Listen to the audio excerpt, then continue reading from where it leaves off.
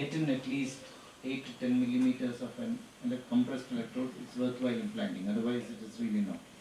So, hypoplastic cochlea means that you should at least get a functional length of electrode inside. Right. So you would like to know the length of the cochlea. Assess the length of the cochlea. And the thickness of the. Right. The important thing is that. Are you using any special formula or? There is a software called Autoplan which we use for these cases, which will tell us exactly the length involved.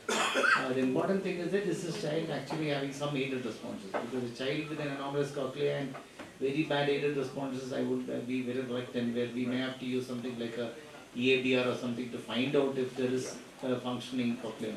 But this is a very important point. See, this hypoplastic cochlea means also that the nerve could be, dysfunctional. Now, there is a nerve, obviously, which is there, and in fact, MRI also showed a nerve. So, but still, you can't take it for granted.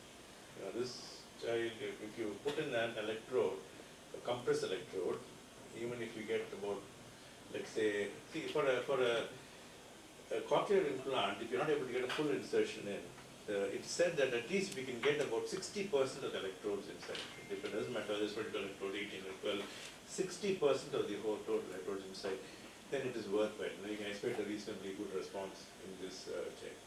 Now here, if we can get about, let's say, 60% of the electrodes in a compressed electrode, then you may stimulate with one or two electrodes on the promontory, and nowadays we can even put it into the cochlea, and then you can test intracochlear electrodes. And if you get responses, trace and responses, then you know that the nerve is functioning. So this person can then go in for a cochlear implantation. But there's one catch. After doing a cochlear implant, you put an electrode, you may not get ECAP in this patient. So again, you may have to do post-operatively also EABR, which is with electrode in situ, to know that this is functioning. So this is a special situation which we do see. It's not that we don't see. Even recently we had one, that's the case I think you're putting in. But if you can get about 60% electrode in, and if it is stimulable, we can stimulate the cochlea, it is worth it, because the outcomes with that is still better than doing an ABI in this children. Now, IP1 anomaly. Any thoughts on this? What are your experiences with it? How does it do? Is it good, bad, ugly, working, not working? And second is the number of electrodes that you can get into an IP1 will be a little less. What special electrodes? You can't use a perimodular electrode. Right. You have to use a full band. You have a full banded electrode, because nowadays the fashion for cochlear implant companies is to give half banded electrodes. Because I think they save money on that or whatever. But this half banded electrodes won't work in situations like this. You want to have full banded electrodes, electrodes all around, so that you last the very specifically. So that is the IP1. But outcomes, Manoj, if you do all that?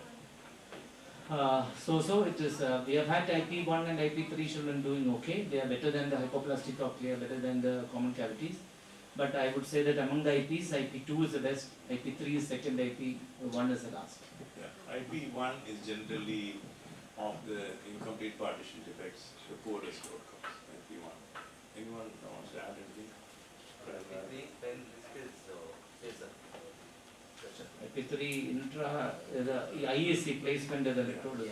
I have a classical case in IP3 where it's almost very interesting, because I put the electrode in, got a beautiful post-op CT and everything done nicely in situ, and 4, 5 months, 6 months later, child started developing facial twitching, and my audiologist said repeat the CT, and so I did the CT, and there were 4 electrodes going into the CT. So I had inadvertently done a brain stem implant without meaning to do it.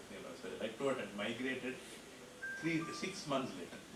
So that is, I think, it's probably the only situation I know. I don't think anyone else has reported it also. So that can happen very rarely. The electrodes have a nasty habit of having their own mind. So you have to sometimes, they don't listen to you all the time. Right. Cholecytoma, profound hearing loss, both ears. This we see now more and more. you're going to see, all the canal wall down, mastectomies, profound hearing loss, not benefiting. So how do we deal with them? What are the problems that you would face? How do we, so don't ever ask a question. Okay, so this is the lesson. So basically, stage. This is the most important message from this slide. So 10% syndromic. And there's a whole lot of syndromes which you can. So is there any protocol? I mean, how do you all approach? A child comes to you with congenital hearing loss, profound hearing loss. You must have some protocol for working with these kids. How do you do it? Let's start from the latter. How do you start one? Each of you tell me one. Invariably, all children go for a pediatric evaluation. So that we will try to. Most fundamental. Yeah. So good pediatrician who is interested in this field, who knows what he's talking about. Okay, that's very important. So I just qualify what Pranav said. Pediatric assessment, number 1. Okay. Cardiologist. Cardiologist, number 2, because you're looking for associated cardiac anomalies. Very important.